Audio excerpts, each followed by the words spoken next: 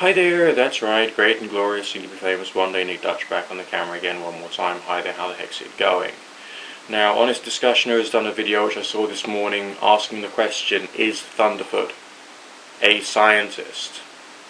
As in actually a real scientist rather than just a layperson who's got a strong interest in science. Well, I'd like to answer this question through an example from my own life experience.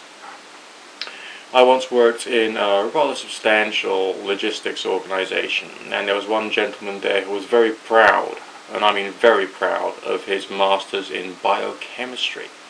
And this is a man who knew about every medical scientific advance since, I don't know, the 1700s or thereabouts.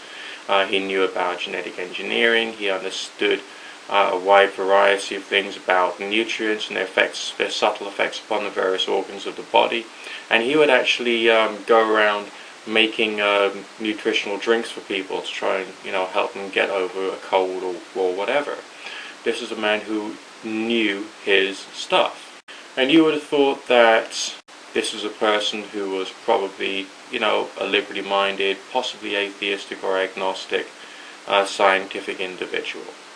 You would have thought that this was someone who understood, the origin of the universe, the Big Bang, abiogenesis, the evolution of humanity, and the rest of that. Far from it. The man was a young Earth creationist. He believed that mankind was made perfect and then he fell. You see, there are some types of individuals in this world who can be perfect in one particular field of endeavor, but in another field of endeavor or on another subject can be so completely irrational, and their behavior can be so far off the mark that it's almost impossible to believe. So this guy I work with, his qualification, his master's degree in biochemistry, was not something which was a proof positive of his ability to conduct himself socially or intellectually in any other sphere of life. It was certainly not a marker of his intelligence. Alright, it may have been a marker of his ability to absorb certain forms of information within a certain limited sphere of understanding, but his education had not changed his belief in young Earth creationism. If we take the example of Thunderfoot, maybe he is someone who does have his high quality postgraduate qualifications. Yeah. But in another area of life, he's completely and utterly insane. And insane in a very dangerous manner.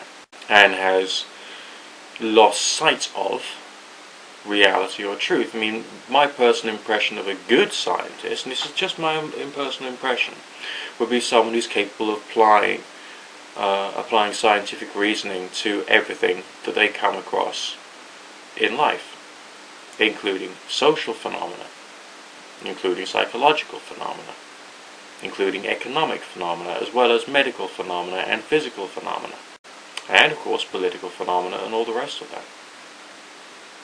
Can Thunderfoot do that? No. So is Thunderfoot a scientist? Well, he certainly has an awful lot of knowledge behind him, but knowledge doesn't make a person sane, and knowledge does not make a person intelligent.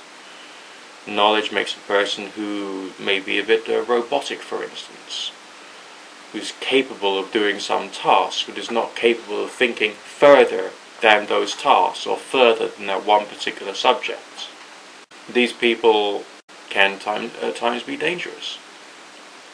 There are some kind of psychological myopia. They focus too much on some specific issues and don't expand their ability to learn onto other subjects. So, it is possible that Thunderfoot is a proper scientist, but only a proper scientist within a very limited sphere, and not someone who's actually tried to use his intelligence in other areas of life, or indeed on his own character and his own personality. And because of that, he's dangerous, possibly even immature.